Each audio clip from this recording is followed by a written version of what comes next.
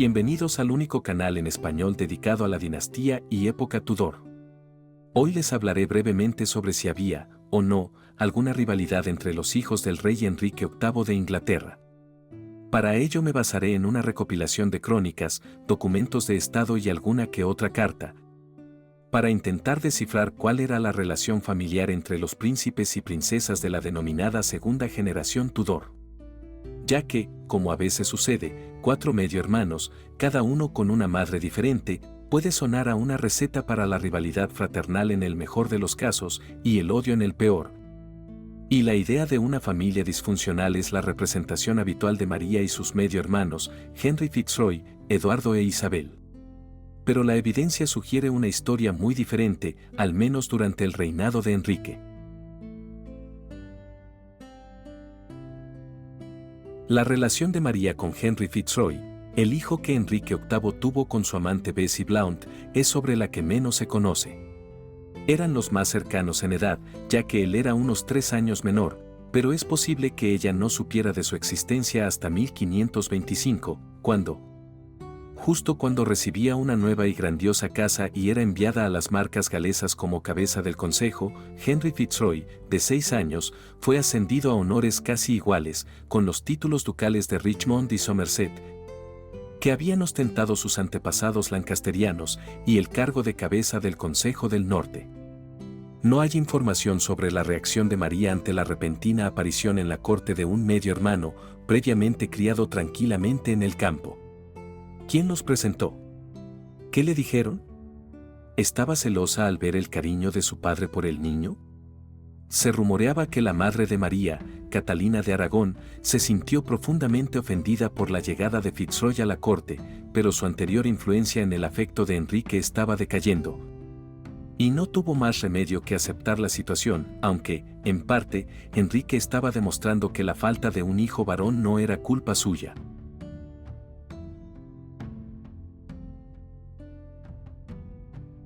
Lo único que sabemos de la reacción de María es que llamó a Richmond, hermano. Con ambos hijos fuera de la corte, no se habrían vuelto a encontrar hasta el regreso de Richmond al sureste en abril de 1530. Desde agosto de 1531, cuando María se separó de su madre, su presencia en la corte fue esporádica. Probablemente lo veía ocasionalmente, pero no con la frecuencia suficiente como para forjar un vínculo con él. No existen detalles de cuando Richmond firmó los juramentos de sucesión y supremacía, que María había rechazado con tanta vehemencia, pero podemos inferir que lo hizo, ya que estuvo en la corte y entre los cortesanos y consejeros de su padre hasta 1536, cuando falleció un mes después de que María se reconciliara finalmente con Enrique, tras aceptar a regañadientes su degradación a ilegitimidad.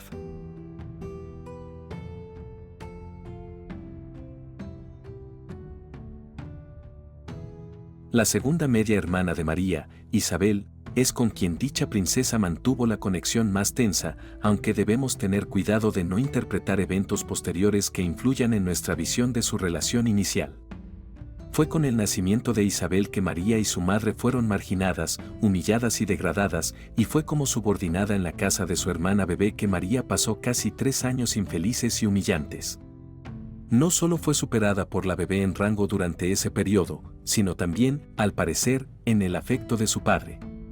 Cuando Enrique visitaba a Isabel, María tenía instrucciones estrictas de permanecer en su habitación, pero difícilmente pudo haber olvidado los días en que había sido la niña de los ojos de su padre, acariciada y con la que jugaba como lo era ahora Isabel. María se mantuvo firme en su postura de no subordinarse a Isabel cuando viajaban entre casas, y en una ocasión incluso tuvieron que meterla en una litera.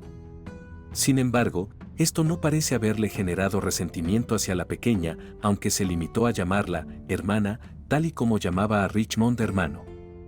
A mediados de 1536, en una de las primeras cartas de María al rey, tras su reconciliación, ella escribió en elogio de Isabel, elogiando su brillantez y asegurándole a su padre que la disfrutaría en el futuro.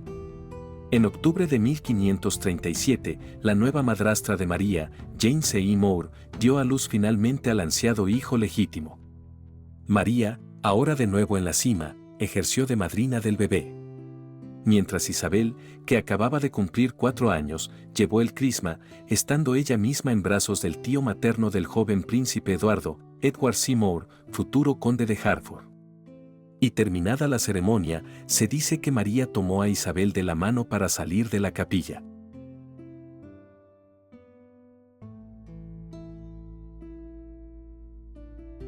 Con una diferencia de edad de casi 22 años entre María y Eduardo, y con la muerte de la madre de este último 15 días después de su nacimiento, su hermana mayor se convirtió en la persona más cercana a una madre que el niño conoció. Enrique estaba profundamente preocupado por la posibilidad de que Eduardo contrajera una enfermedad mortal y el príncipe fue mantenido en un estricto aislamiento, con acceso limitado a las visitas. Pero María parece haber sido la excepción a la regla general. Los 2 hermanos menores fueron alojados en las guarderías de los palacios, como lo había sido antaño María, en particular en Hanworth, cerca de Richmond, donde esta última solía alojarse. Los visitaba con regularidad, cabalgando hasta allí y regresando en barcaza. Numerosas entradas en sus relatos mencionan propinas y regalos para los asistentes de Eduardo e Isabel, con mayor frecuencia propinas para los juglares, lo que sugiere que los 3 compartían la pasión por la música. Les compró regalos, un libro en una ocasión para Eduardo, un reloj en otra y un cofrecito para Isabel. También les regaló ropa, una chaqueta bordada en carmesí con perlas y mangas de oropel para Eduardo y un largo de satén amarillo para Isabel. Isabel recibía con frecuencia regalos de 20 chelines para jugar, lo que sugiere que el juego endémico en la corte, del que María disfrutaba, se extendía a los niños. Eduardo probablemente tenía su propia paga, pero aunque Isabel tenía sus propios asistentes, al ser la hija menor, era de rango inferior al de María y habría tenido proporcionalmente menos dinero.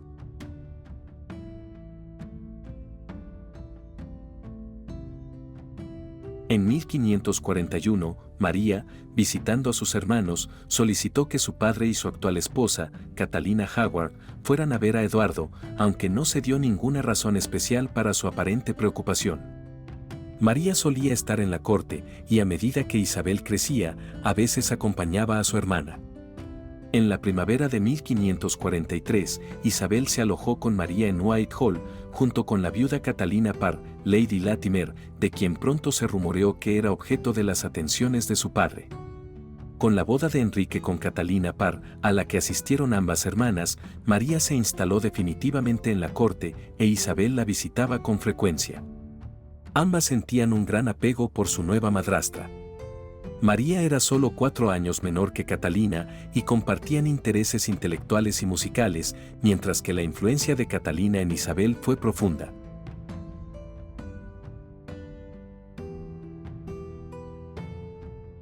No se conservan cartas entre las hermanas anteriores a la muerte de Enrique, pero sí varias entre María y Eduardo. Este le escribía, al igual que a su padre y a su madrastra, en latín. Solía disculparse por no escribirle con más frecuencia, pero la simplicidad de sus cartas, comparada con las formales epístolas a su padre y a su madrastra, sugiere que las escribía sin ayuda, en lugar de con la de sus tutores. En enero de 1546, cuando tenía 8 años, Eduardo le escribió a María lamentando haberla descuidado y esperando que ella no lo hubiera olvidado, asegurándole que, junto con su madrastra, ella ocupaba el lugar principal en su corazón. En otra carta, le aseguró que, aunque no solía usar sus mejores galas, las amaba más que a nadie y, de igual manera, aunque no le escribía a menudo, la amaba más que a nadie.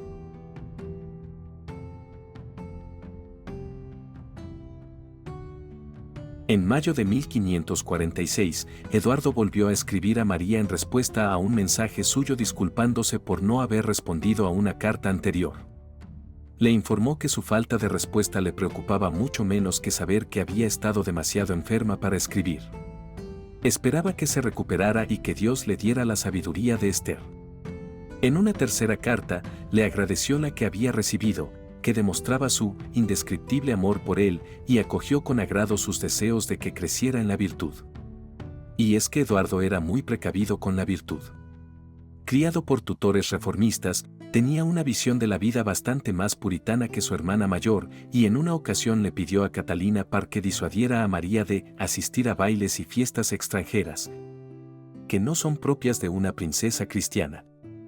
Afortunadamente, María se sintió conmovida por su preocupación por ella, en lugar de repugnancia por su mojigatería.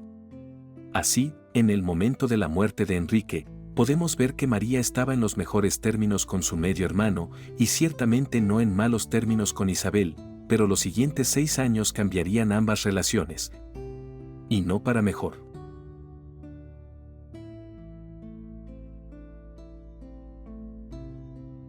Hemos explorado la relación entre los hijos de Enrique VIII y cómo su historia temprana desafía la idea de una rivalidad fraternal constante.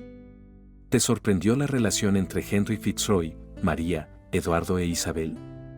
¿Crees que los conflictos posteriores fueron inevitables o influenciados por factores externos?